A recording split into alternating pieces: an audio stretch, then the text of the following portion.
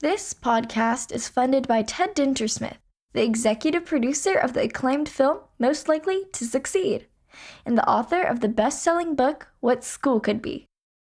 This is Josh Rapoon, host of the What School Could Be in Hawaii podcast. This series is committed to the stories of innovative, creative, and imaginative educators and education leaders across the Hawaiian Islands. Our goal is 1,000 points of light. And as we approach 26,000 downloads to date, the wind is in our sails. Speaking of 1,000 points of light, my guest today is Dr. Chad Miller, our 2012 Hawaii Teacher of the Year, a National Board Certified teacher, and currently a specialist at the University of Hawaii at Manoa's Institute for Teacher Education. Dr. Miller also serves as the Director of Teacher Development at the university's Uehiro Academy for Philosophy and Ethics and Education, and both the Progressive Philosophy and Pedagogy and National Board Certification Teacher Leader Curriculum Studies Master's programs. He also serves as Philosopher in Residence at several public schools, where he supports teacher candidates and veteran K-12 teachers as they incorporate the activity of philosophy into their classroom practice through the use of the Philosopher's pedagogy. Whether he is thinking about the environmental implications of driving clouds with third graders, the cyclical nature of violence and drug abuse with sophomores in their language arts classes, or the value of living the examined life with graduate students, Dr. Miller finds himself participating in extremely meaningful and rigorous philosophical inquiries with students and teachers each day. Amber Makayao, the director of the Hanaho'oli Professional Development Center, said the following about Dr. Miller, and I quote, "In the words of Che Guevara, Dr. Miller lives and educates by the credo, the duty of every revolutionary is to make the revolution." And now, here's my conversation with Dr. Chad Miller.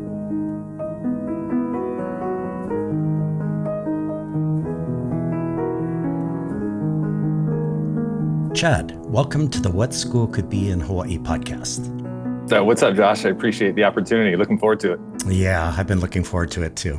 So, Chad, I would need literally 3 episodes to cover all the cool elements of your life so far. So I decided not to sweat it and focus on what our listeners might find interesting and divide things up into 3 sections. So the first section is titled Questions for Philosopher Chad.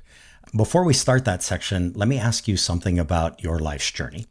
So, Chad, I want to start in a place that will not catch you by surprise, but might surprise our listeners. I want to talk about football.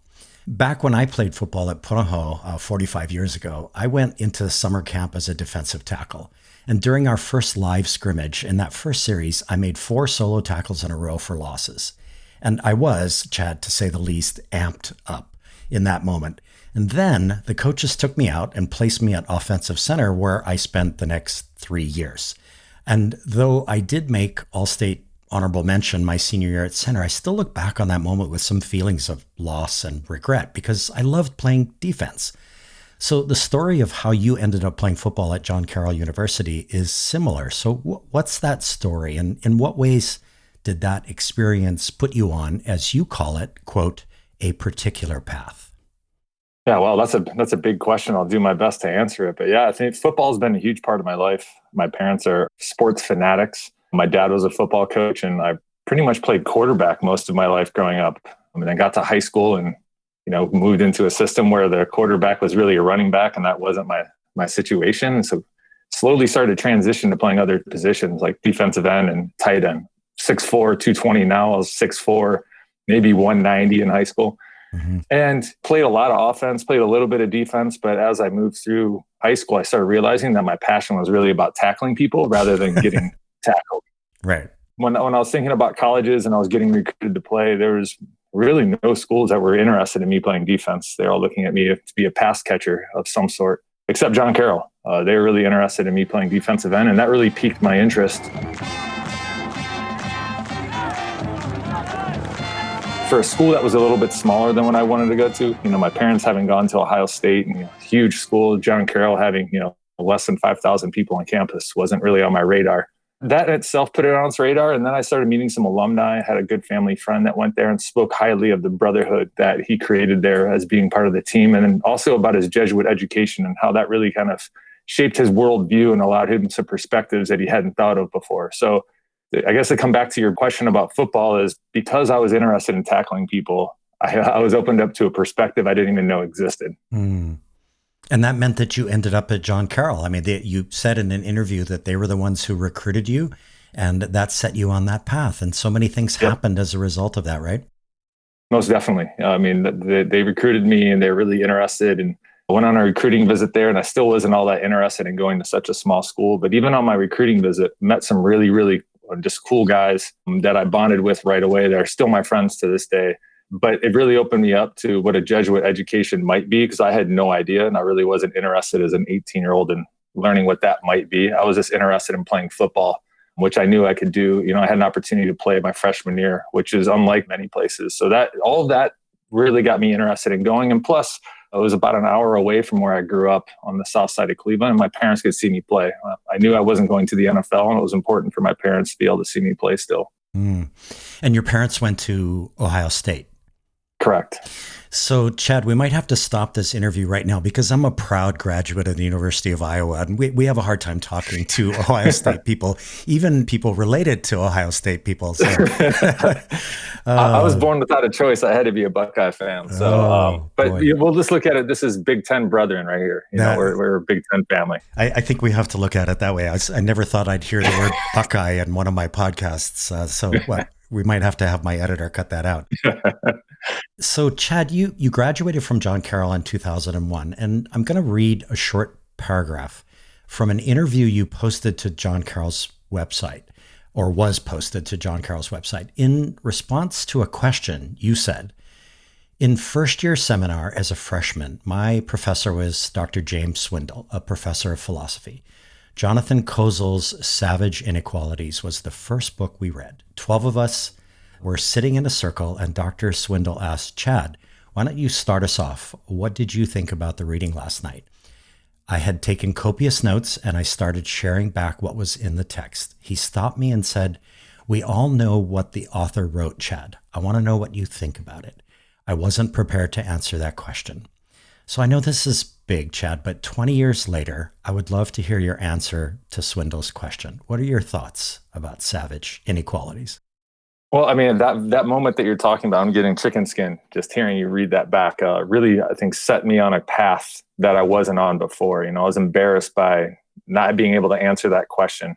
But to come back to his question, 20 years later, I guess it's more than 25 years later. Mm-hmm. What Savage Inequalities did, particularly those first couple chapters, is it really opened my eyes on perspectives and experiences different than my own. Having grown up, in suburban Cleveland, that I didn't necessarily have access to or understanding of. I think in one of the chapters, he paints the discrepancy between what's happening at New Trier High School in Winnetka on the North Shore of Chicago to what's happening in East St. Louis, just about the economics of it and the experience and just what those neighborhoods are set up like.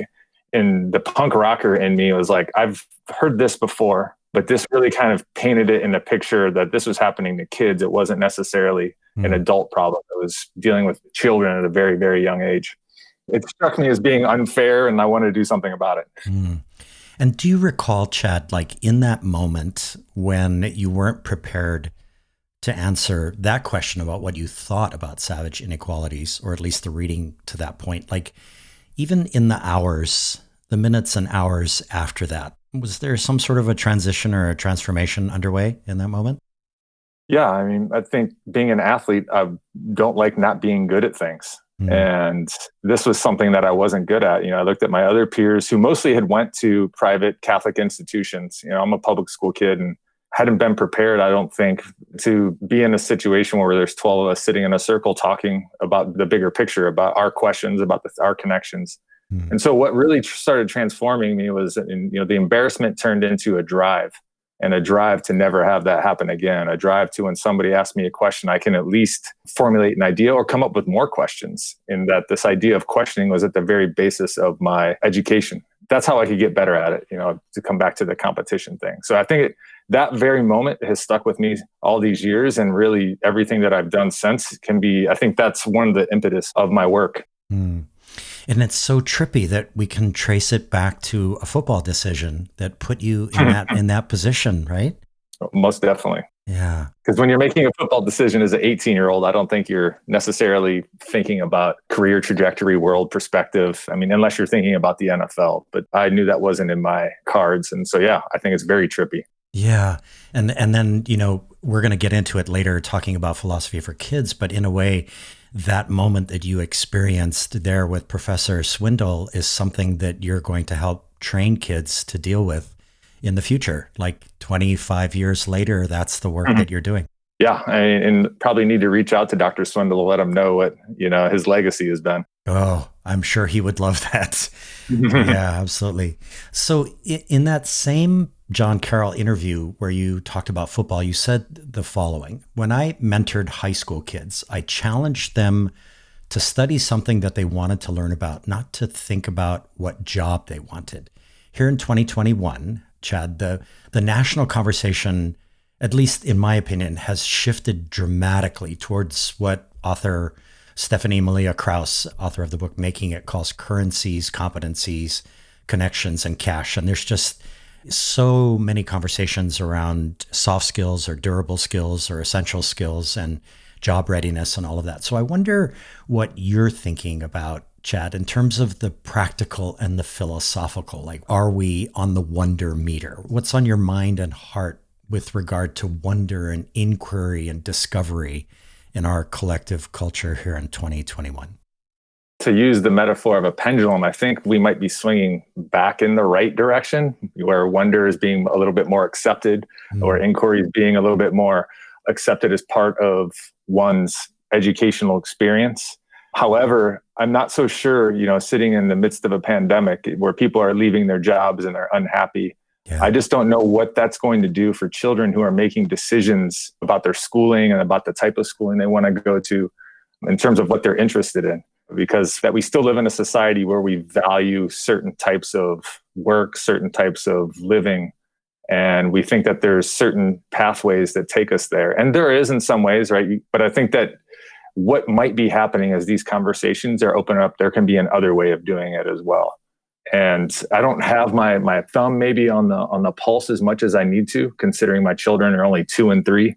But we've made decisions about their schooling where wonder and play are at the very center of their schooling. In the state of Hawaii, as you do your work, are you seeing the wonder meter moving more back in the direction of wonder here in our islands? Yeah, it is moving in the right direction because, my work, when we first started presenting philosophy for children, it almost seemed as like a niche program in a way. Yeah. And it wasn't really the idea of like, oh yeah, that's cool, to do with elementary school kids on a Wednesday when Dr. J comes in. But now that I'm looking at some of the national initiatives and standards movements that are coming down, this idea of thoughtfulness and compassion and questioning seem to be grounded at the very nature of almost all of them. So that gives me hope that we're moving in the right direction. Yeah, that's what I was going to say, is that you're giving me hope in expressing it that way. And that, somehow within the collective culture, thoughtfulness becomes a value that reasserts itself. It's a battle. It often is overwhelmed by other forces that push over it and force us into the practical. But maybe thoughtfulness is making a comeback at this point, and I'm feeling hopeful about that. Yeah, and I think that hopefulness and actually listening are probably tied hand in hand. Yeah. And when we look at our collective culture, it doesn't seem like we're listening per se. Agreed. I think we're maybe moving or limping along into the right direction, but I still feel like there's a long way to go.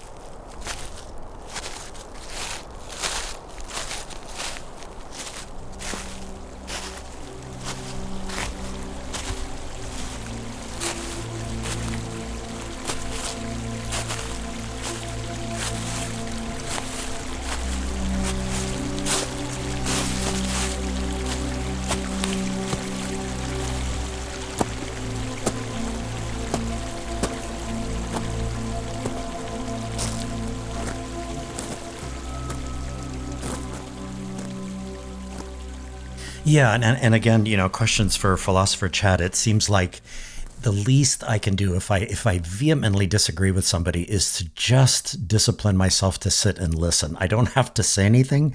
I don't have to react. I just have to listen. And that's a philosophical approach to life, right? Yeah, most definitely. Yeah. And when we first started doing philosophy with children, I know that you have probably questions with this later, is that I used to think that it was primarily an activity about expressing your ideas, a verbal one. Yeah. But the more and more I've done it, the more and more I'm realizing it's really an activity grounding and listening, because you're hearing perspectives that are so different than yours, or experiences that are so different than yours. And oftentimes our own experiences and thoughts are just getting in the way of that, right? And conversations with most adults, I want to say many adults, we stop talking just so the other person can finish, and we were going to say what we were going to say anyways. Yeah. And because we haven't had experiences where it's really truly about doing inquiry, they've mostly been around doing debate, where you're either right or wrong. And think about the TV shows that are on. Pretty much every channel, including ESPN, has two guys who are sitting at a table yelling at each other about something or other. You're either on one side or the other. Yeah. Yeah. And it seems like the easiest step to take towards being a thoughtful listener is just to simply ask or to prompt with, tell me more. That's all you have to do, right? And then just listen. So that's very cool. So Chad, in a video that you provided, you talk about what happens when you have a feeling and then you want to recreate that feeling. And the example you provide is the first time you dunked a basketball, which you then wanted to do over and over because you loved the feeling. We might lose our listeners here, but let's use the example of doing philosophy rather than dunking a basketball. So is it possible to want to do philosophy, to do thinking deeply in the same way we might want to dunk a basketball or score a goal? Like, can someone be a philosopher in the same way that one can be a basketball player? I think the access to being a philosopher is actually an easier path than becoming a basketball player. And part of the reason is we're all born with this ability to be a philosopher. If you're born with the ability to wonder, then that is at the heart of a philosopher, not to paraphrase Socrates. And so I think the activity of or doing philosophy is accessible to everyone. If anyone's ever been around young children, they ask tons of questions, and oftentimes they don't want to hear answers. They want to engage in the thought of the question. Yeah. But the video that you're referencing was, I was really thinking about how do we get to help people understand that they are philosophers, that they can do this. And part of the way that we do that is just engage them in the activity of it. What does it feel like to do philosophy with somebody? What does it feel like to have a stimulus or a stimuli of some sort and pose questions and hear other people's ideas and, reflect on those ideas and take ownership of the learning process? And I think so the pathway for me to philosophy is far easier than being a basketball player. Because when you're a basketball player, not everybody has access to dunk. I sure can't dunk anymore. I think my 20s left that behind. So yeah. Have there been moments? Again, we're gonna talk about P4C a little bit later, but have there been moments where you can actually see the kids having feelings as they do philosophy in the same way that you might watch, for example, on TV or at a live basketball game, somebody experiencing, in flow, we might call it the optimal experience, the ecstasy of that experience. Have you seen that happen? Have you seen it on their faces and their expressions? Yeah. And I wish that you could tap into what's going on in my brain right now. I think I just relived about 20 years of seeing it on kids' faces. There's the excitement in their eyes. There's when somebody comes up with a great idea, kids making my brain is exploding look, or just pointing at somebody, or being able to say that I'm same as me. And so I think that excitement around when we get into the flow or groove is captivating. And in a way, I never really thought about this. That might be what keeps drawing me back to philosophy, which drew me there in the first place. And what continues to draw me back to my work on a daily basis now is that feeling that I get personally, but I also, the feeling I get when I see other people get excited over the activity. And so, follow-up question that relates to education. So how does this translate to a discussion on one's philosophy of education? For example, like, what are the feelings we want teachers to have that they will want to repeat over and over again? And you talk about that in the video. The feelings that that we want teachers to have, or that we want Yeah. students to have. Yeah. In other words, when we talk about, for example, like we want to move project-based learning forward or inquiry learning or, things like this, sometimes I wonder that we don't talk enough about what the feeling is when you do something like that in the classroom with your students. That there's something, it's akin to dunking a basketball or Yep. being a philosopher. Yeah, I mean, I don't want to say it's intoxicating, but I think it's along those lines, and it's something that you want to recreate over and over again, because it's not something that you're doing to other people. It's not something that you're doing to students. It's actually something you're actively doing with them. Yeah. So you're directly involved in the learning process, and there can be a bit of selfishness in that, because I want to continue growing each and every day. And if that just happens to be with a group of kindergartners, awesome, with some seniors, graduate students. Yeah. And so that this idea of recreating it over and over and over again, I think is something that when teachers get, they want to keep doing, and it causes them to reflect on the process a lot more, so they can continue to not only meet those aims, but continue to push them forward and evolve them to be something more and more intense as the years go by. Mm-hmm. And I'm super encouraged to be hearing the word practice more and more and more lately when we're talking about teaching. It wasn't a word that I heard ever when I first started teaching back in the early 90s.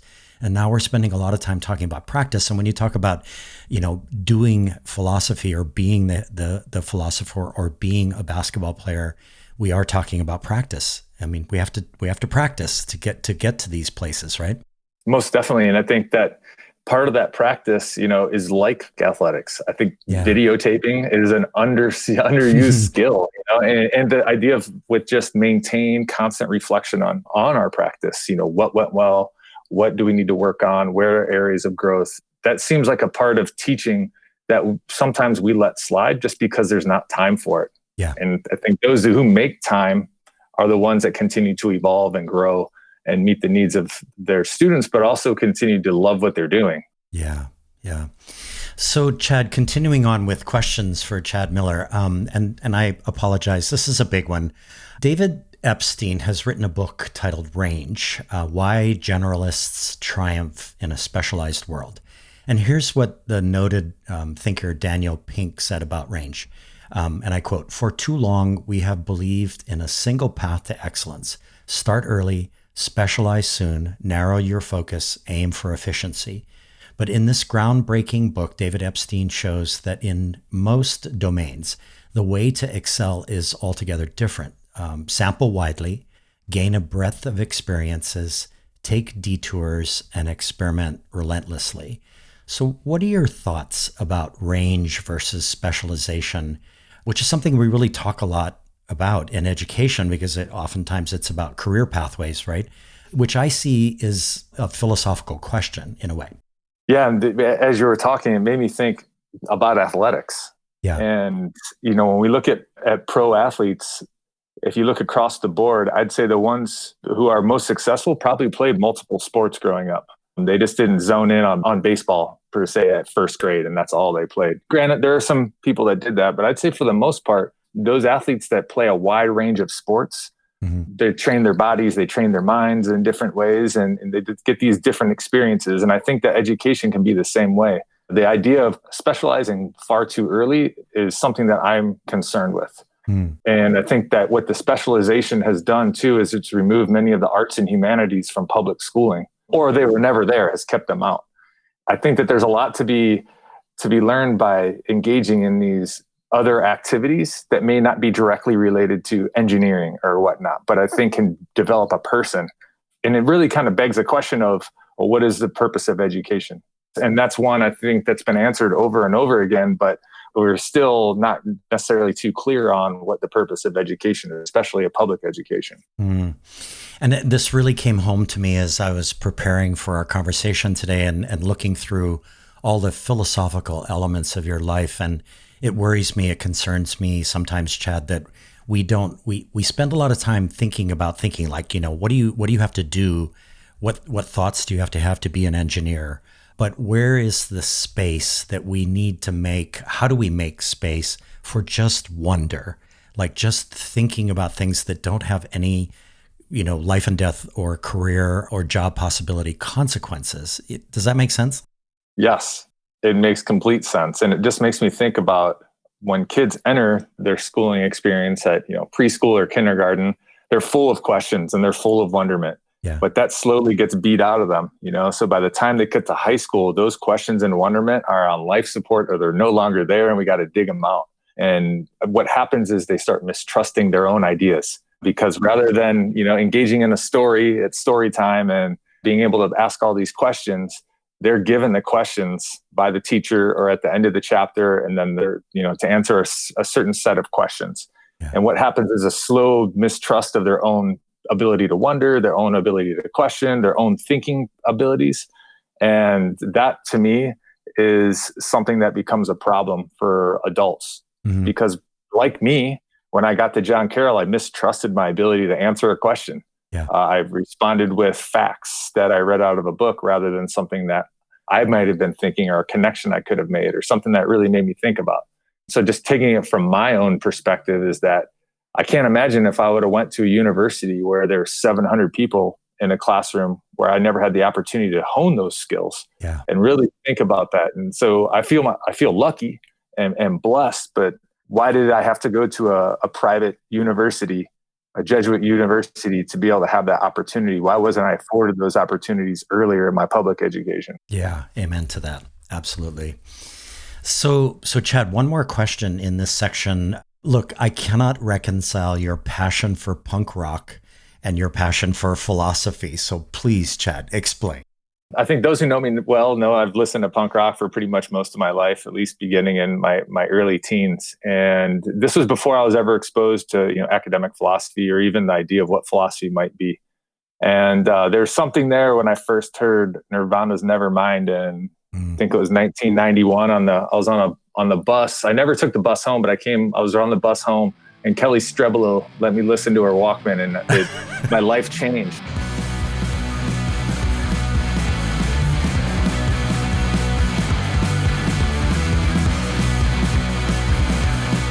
It was the first time that I'd heard it. Smells Like Teen Spirit.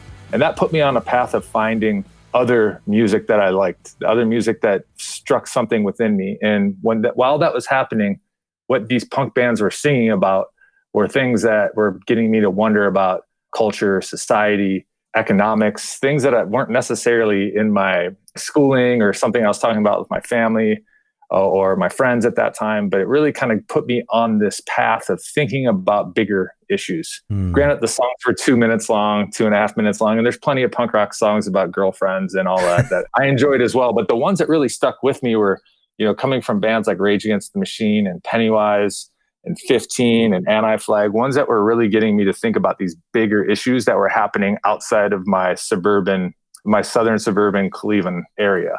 Yeah. And I think what that did is it sparked this sense of wonder in me that may have been missing in other parts of my life. And so the connection for me between punk rock and philosophy is I think punk rock primed me for my philosophical introduction at John Carroll. Yeah. And so while it took me by surprise on what I thought, it had already done something, I think, in my subconscious that I was interested in. And so when I was taking other philosophy classes and they're thinking about these big questions about consciousness or political philosophy or about existence, I'd been thinking about them and just maybe didn't know it. I knew the songs by heart.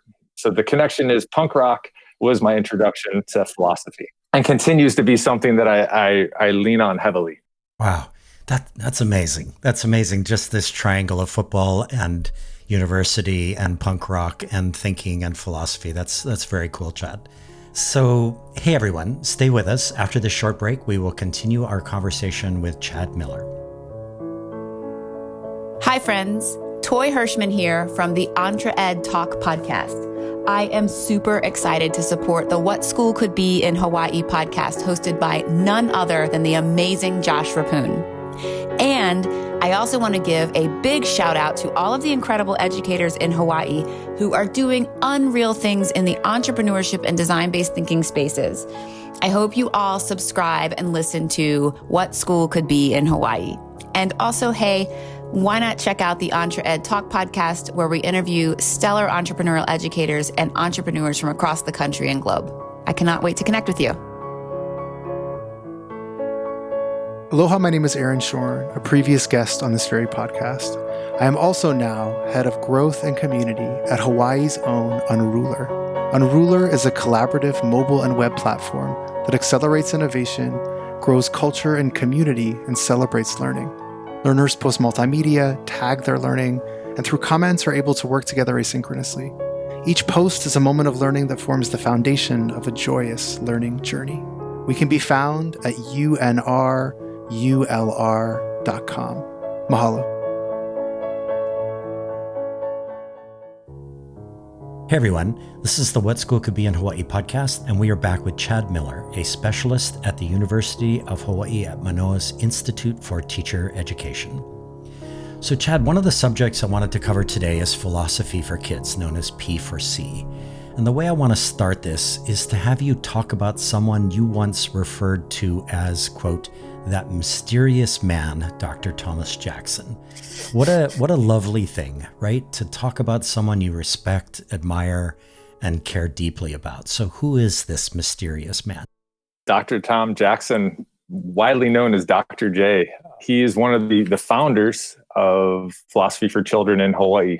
I think there is a handful of people, but he was most notably brought it back in 1984. And what I mean by brought it back is Philosophy for Children is an international movement that began on the East Coast of the continent. And Dr. Jackson went and learned from Matthew Littman, who was the creator of this. At the time, it was a program. And he learned from him and brought back what he had learned to Hawaii. And slowly but surely started introducing philosophy to children in the islands. And I skipped a huge section, and no disrespect to all the work that Dr. J did up in 1984 until now, but he was really the grandfather of the work that we're doing and continues to be very much involved in the work.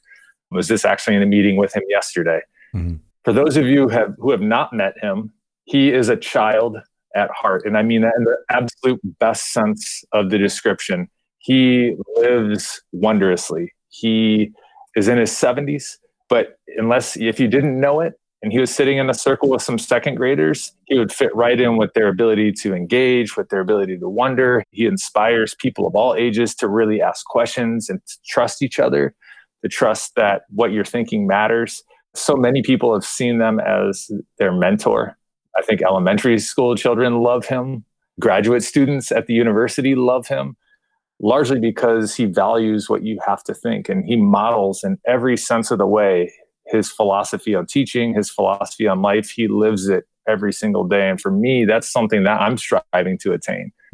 Just the manner of, you have this way that you see the world, and it should exude in every aspect of your life. So Dr. J, I don't know when I called him mysterious, but I think that the more I know him, the less mysterious he gets. And I think the mysteriousness of it was that he just lives life in the manner that he really preaches, or that manner that he shows. And it's authentic. Yeah, I've been around him, and you're spot on in your description of him. It's almost difficult at first to sort of get used to how childlike he is, in that beautiful sense of wonder and inquiry and kind of quirkiness that he makes you suddenly feel like a child again.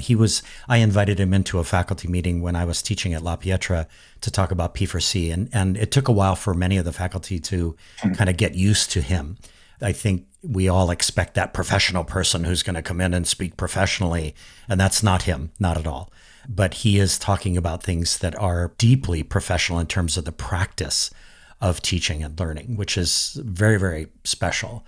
And so, Chad, the University of Hawaii at Manoa College of Education website says that you are, quote, a philosopher in residence at several public schools, where you support teacher candidates and veteran K-12 teachers as they incorporate the activity of philosophy into their classroom practice through the use of what's called the philosopher's pedagogy. So what is the philosopher's pedagogy for our listeners? The philosopher's pedagogy is an outgrowth of trying to understand how philosophy for children had evolved into being a way of teaching. I mentioned earlier that Matthew Littman wrote a program called Philosophy for Children, where it had textbooks and teacher guides and children's stories as a way to introduce the activity of philosophy to children.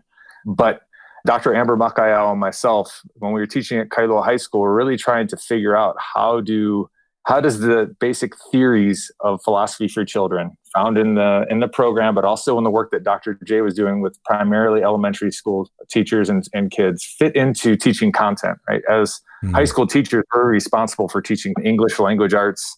Amber is a social studies teacher. So we're trying to figure out what these concepts look like and feel like and how they can manifest themselves in a content-driven class where we don't have time to just quote unquote do philosophy. And so what the philosopher's pedagogy was, it's an opportunity for us to sit down and really think about what are these commitments that a teacher has to make if they want to bring philosophy, the activity of philosophy, into their classroom as a way of teaching, as an approach to teaching. And so what that was I think we wrote it in 2012. It was our best understanding at that time, what a teacher must do, what commitments must they make to make this a living and reliable classroom practice as Lippmann promised it was. So Chad, let's say that I teach biology the traditional way at a public or private school in Hawaii, and I'm intrigued by P4C, but don't get how it fits with my subject. So lead me forward into this idea. I get this question often, and oftentimes it's like, oh, let's figure this out together. I have some ideas, so let's have this inquiry about it, and maybe it'll emerge. But for me, the first commitment of the philosopher's pedagogy is the teacher must live the examined life, right? We must be willing to ask questions and wonder about things and listen to ideas that are different than our own and suspend our beliefs in some instances to think about these things deeply. And if we're unwilling to do that, then we can't ask our students to do that. So oftentimes teachers are afraid or unwilling to even live that examined life. And that really has to be the first step, that you want to think about things deeply. And so the way that to approach that biology teacher, I would like to know who they are and where they're coming from. But I think in general, one of the things that when I think about philosophy is biology began when somebody wondered about something at first and asked a question, right? And then the discipline of biology was born out of those questions and what they followed down. And so sometimes I'm wondering, I may ask, is it more important for students to understand, certain concepts that have been thought about and developed and evolved over time? Or is it more important, or is it just as important for them to ask those questions, to begin to think about those concepts and theories and ideas on their own? And then those have become another perspective. And so I'm not saying throw out the content. I think the content is very, very important. I just think there might be another way of approaching content, specifically when you're thinking about labs and things that you're doing. My biology courses, we dissected things, and then I had to fill out a worksheet and turn in the worksheet. We never talked about the process of, what is this making me think about? I had a lot of ethical questions. Should I be doing this? And all of that, I think, is very much part of what biology could be. It's hard to put that on a bubble sheet or on a worksheet and have an answer key for some of those questions. Yeah, I was thinking about that. I was actually trying to imagine myself as that biology teacher. I don't know, let's say that I was back teaching at Iolani, which I did, back in the early 2000s, and that there are these content questions, the facts of biology, which have been discovered over time through wonder because people were wondering about this, that, or the other. But then there's these other things that I couldn't quite work my mind around, which were the big essential questions of biology. I'm kind of pretending to be that teacher, but thinking to myself, like, how would I even go about the process of discovering the big questions of biology? And then I might also think, like, in what ways do I have to do that? And in what ways is that really the work of my students? Yeah, and I want to claim here that I'm no biology teacher. I think you've caught me on my limits of biology understanding. Neither am I. I taught history. Yeah, I've been in biology classes in high school where we've done philosophy with the content, and the content becomes a stimuli for kids to pose questions, to pose wonderings, to have connections to. And part of it is the teacher just letting go just a little bit on this content, right? We've selected our content for a reason. We're reading this book, we're looking at this lab, we're looking at this video for a purpose. But by opening it up and allowing the students to have a little bit more relevance, to have some meaning, and use that stimuli to pose some questions, and then have them choose the question they most want to think about, oftentimes doesn't take us down the exact path we thought as a teacher. Yeah. But sometimes it allows us to get very deep, to gain a depth that we wouldn't have had access to otherwise. Yeah. And so it's possible. I've been in some very, very amazing inquiries, even with second graders, around biology and sciences, just because it was a teacher approaching it in a different way and allowing access to the students to this content in a very different manner than a traditional classroom would. Yeah. I had this magic moment, Chad, when I got a chance to observe a workshop that Amber Makayao, who's the director of the Hanaholi Professional Development Center, put on for a bunch of educators talking about addressing climate change, no matter what subject you teach. Mm-hmm. And that's where I started to make the connections to, like, if you're going to take on climate change, there are huge biological questions embedded in the process of trying to figure out what is climate change and how to address it. And that's where the connections really started to happen for me, is that there are these bigger problems that have to be solved out there in our society, in our culture for planet Earth, and that might be the door to walk through that gets kids ever more into wonder and inquiry and into philosophy and ethics and morals and things like that, right? Yeah, and I'm just wondering, as you're talking, should those questions be provided to the students, or should the students be provided an opportunity to pose those questions? Yeah. Because who owns the questions about climate change and biology? Right. Thinking that the children that we're working with probably own them the most, since they're going to be affected by it the most. Yeah, exactly. And that's an awesome question. And that's an awesome conversation amongst teachers who are developing their practice. So that's very cool.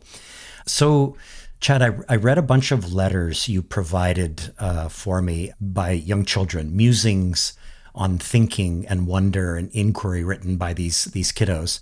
And one of them expressed pretty clearly that she loved the idea of owning a thought, that she did not have to feel bad about what others thought about her ideas and thoughts because they are her ideas and thoughts. She actually expressed this in this letter. And I was like, wow, And so what work are you and your P4C colleagues and other colleagues doing to help coach, guide, mentor, and support this child as she navigates, as she grows up, as she confronts things in her future like cancel culture and arguments about critical race theory and dark things on the internet and the deep and apparently intractable divisions in our society? Like, what are you putting in her base camp backpack as she starts up the mountain? Wow. I just felt a huge sense of responsibility with that question. I think one is this idea that owning your thoughts happens in a certain type of space. And I want to give props to like where that was coming from, is from an intellectually safe space where students can feel free to express any idea or ask any questions so long as respect for all peers is honored. And what happens after that is I think students have the ability to almost be honest with themselves and think about their thinking and be able to express raw thoughts, even if they are just half thoughts. And so for this particular child to take ownership of her thinking also comes in line with another tool that we really, I think is part of P4C Hawaii, is the Good Thinkers Toolkit, which is something that Dr. J put together based on some research just on what do we mean by critical thinking, right? It can mean everything, so it can mean nothing. And what he did was put together a toolkit for kids and teachers to understand when we're thinking well. These 7 aspects of thinking: asking for clarification, providing evidence and reasons to support an idea, using counterexamples to test an idea, asking if it's true, identifying implications and if-thens. But I think what those do is it provides students with the tools to understand what they're thinking and why they're thinking it, right? So they know what idea is theirs and not necessarily their parents. I think this because, and that's something that we work really early on with kindergartners, is owning the word because. So if we're going to make a statement, let's be able to understand why we have this statement. But also I think what happens is it's okay to change your thinking. And this is something that many teachers do. And Emily Fox at Sunset Beach Elementary School, formerly of Ke'elepulu, really values this idea of changing your ideas and being confused as part of the learning process. So when you do have an idea, it may not be your idea for the rest of your life. You may hear something else that makes you question it, or makes you really think about it differently. And I think that this is part of the culture that we have right now, is that once an idea is your idea, you never think about it again. It's just in there, engraved in stone. One of the things that philosophy is really trying to do is, no, that's not necessarily true. We can change our thinking, but we just have to have good reasons on why we're changing it.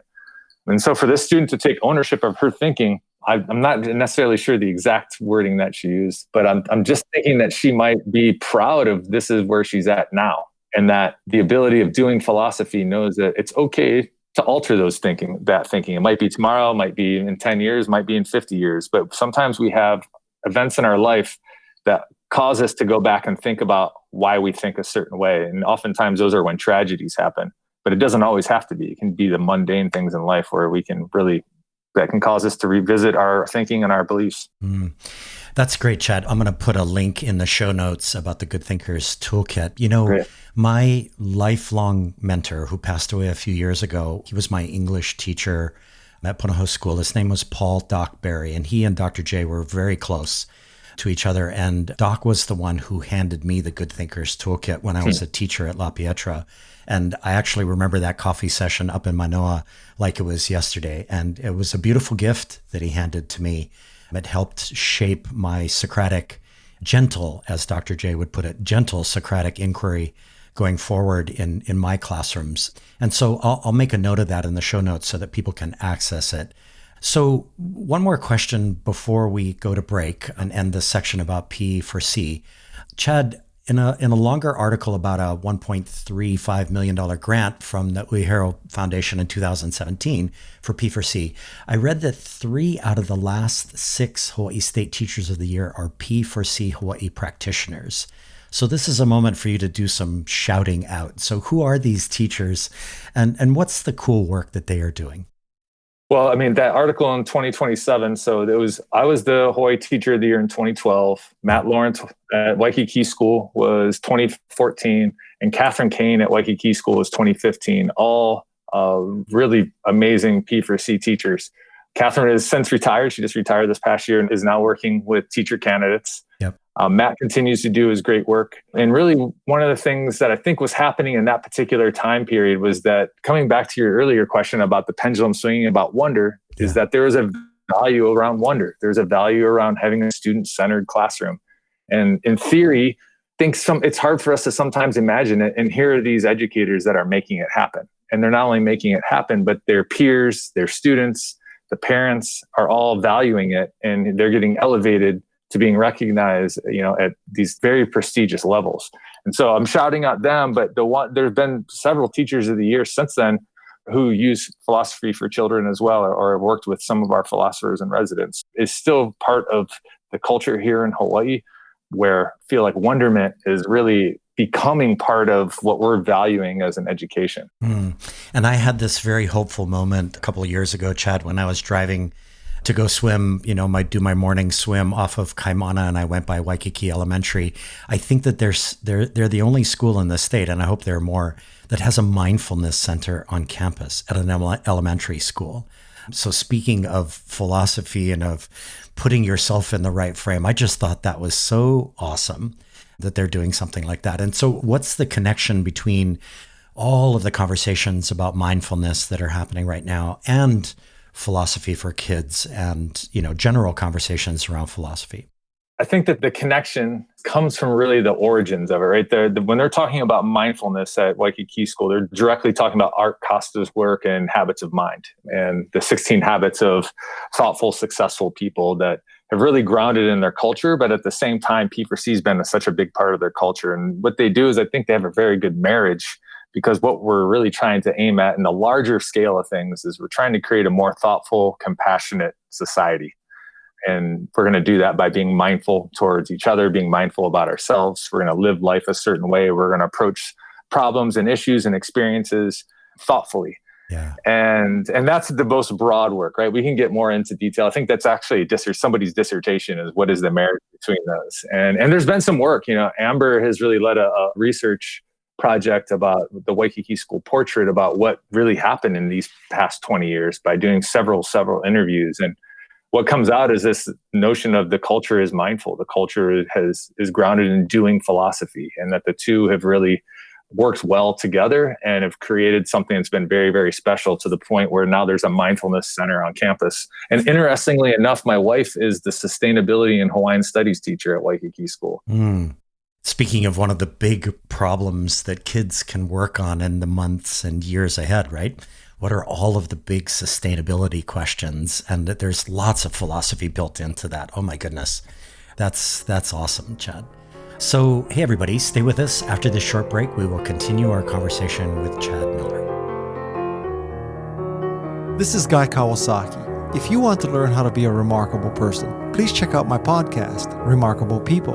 I interview people like Roy Yamaguchi, Margaret Atwood, Jane Goodall, Stephen Wolfram, Steven Pinker, Ariana Huffington, and Steve Wozniak. The point of the podcast is to help you become a little bit more remarkable. To learn more, go to remarkablepeople.com. Thank you.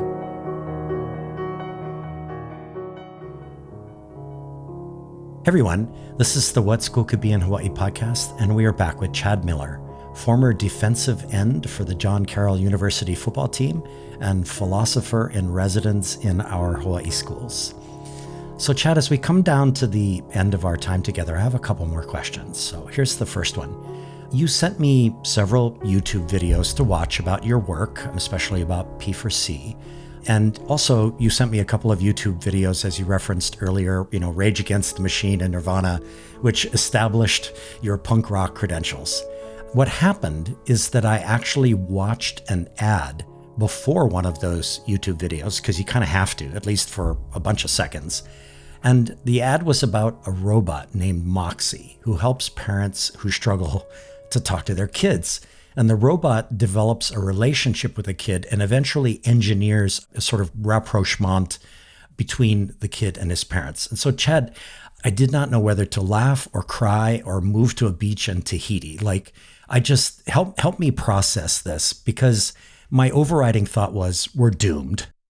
Yeah, I know the video you're talking about, and I felt the same way. I'm no way connected to Moxie. Is that the name of it? Yeah. Mm-hmm. And my wife and I have had this conversation before, so it's just, at first I think I was like, that's weird.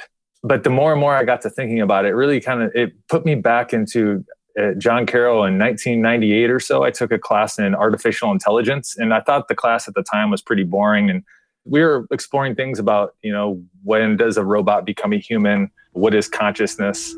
What really makes a person a person? My name is Moxie. I'm a new robot. What is your name? I'm Riley. It's nice to meet you, Riley. What do you do to get ready for bed? Brush my teeth and read a story. I love stories. Would you read a story to me?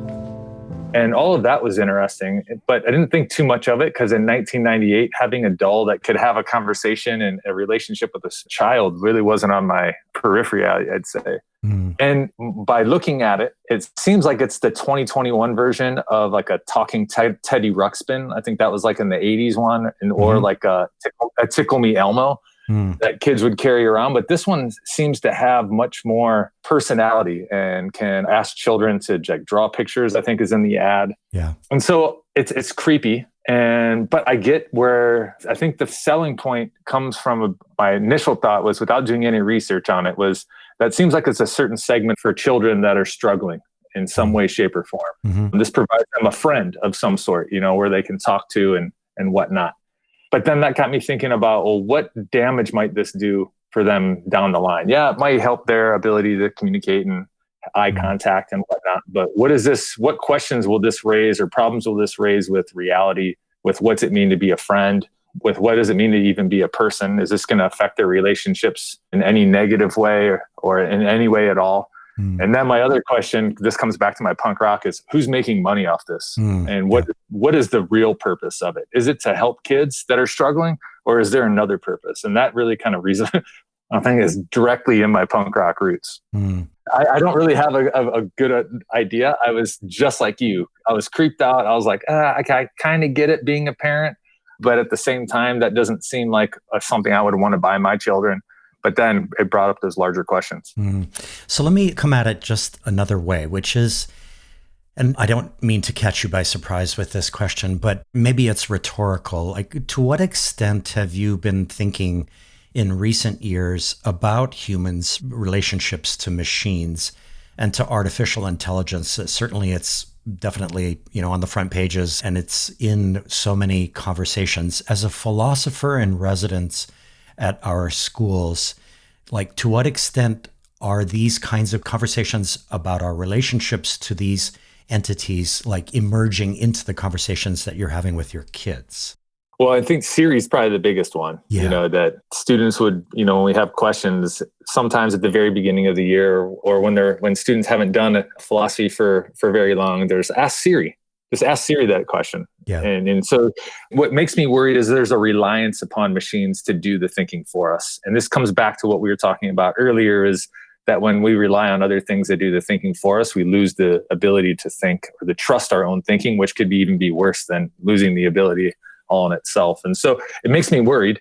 I think that there's lots and lots of cool stuff that can happen. But when we're relying on robots to drive for us and to make those decisions, I get a bit nervous, especially when it comes to interpersonal communications with other people. Mm-hmm. I know your question was about relationships with robots, but I think the over-reliance upon that is going to directly negatively affect our relationships with other people. Mm.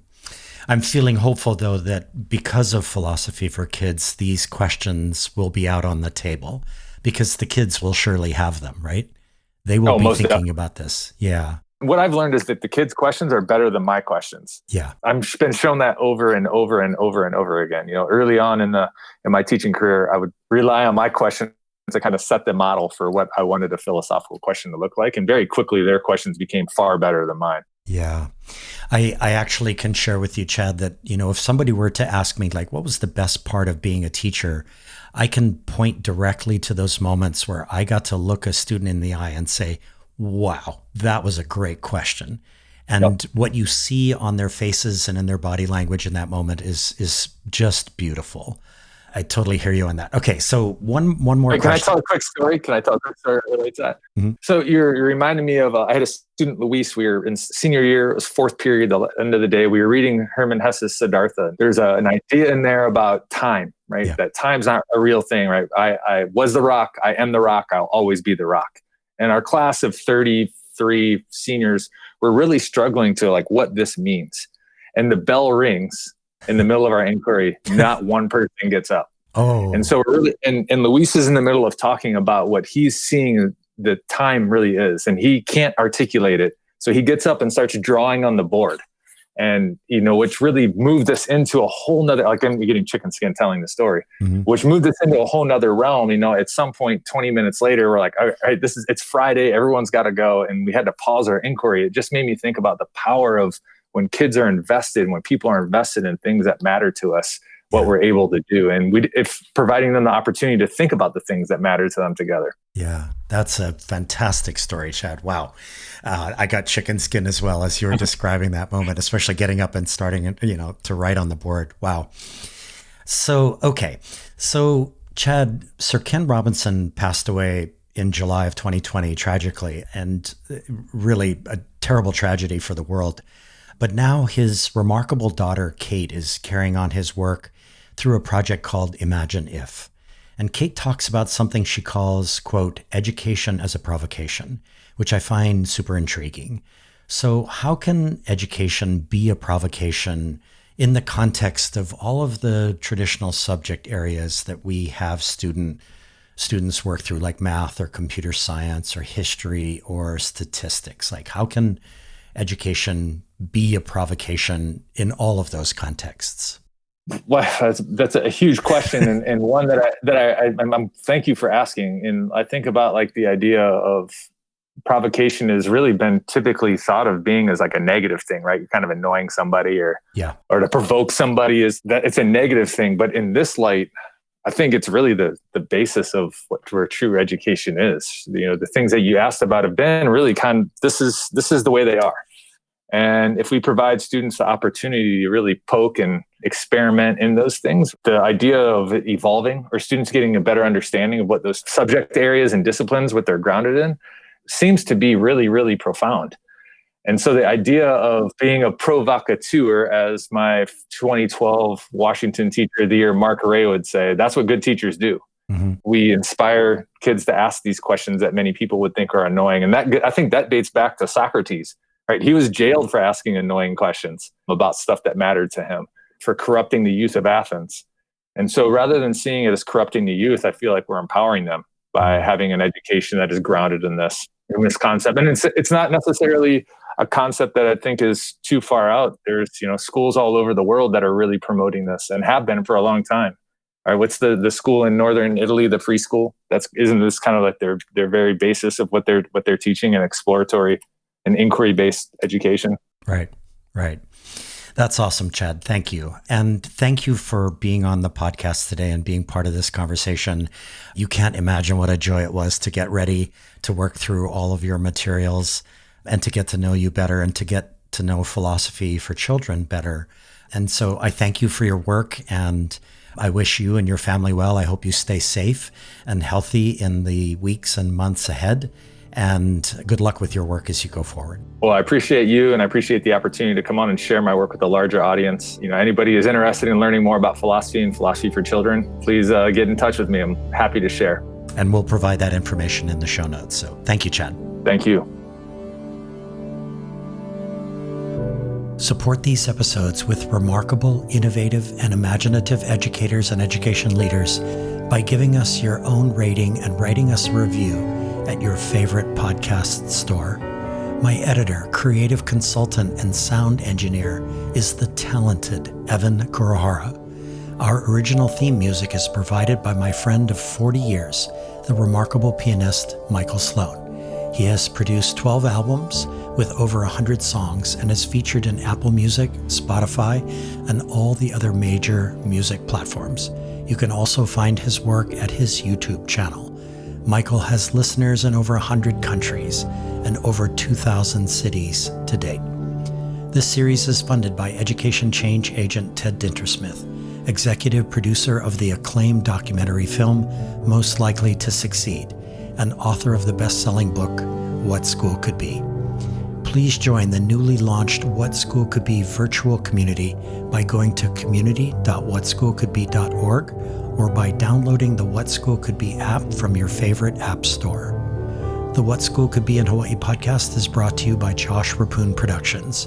Your host is me, Josh Rapoon. Send your feedback to mltsinhawaii@gmail.com. Follow us on Twitter @mltsinhawaii and @Josh Rapoon. Finally, please like our Most Likely to Succeed in Hawaii Facebook page and YouTube channel. Friends, even as COVID infection numbers decline here in Hawaii, stay safe, wear a mask in public places, stay physically distant from one another, and get vaccinated. Most of all, please bring kindness and compassion into the world. We need a surplus of both right now. Until the next episode, ahui ho, and take good care.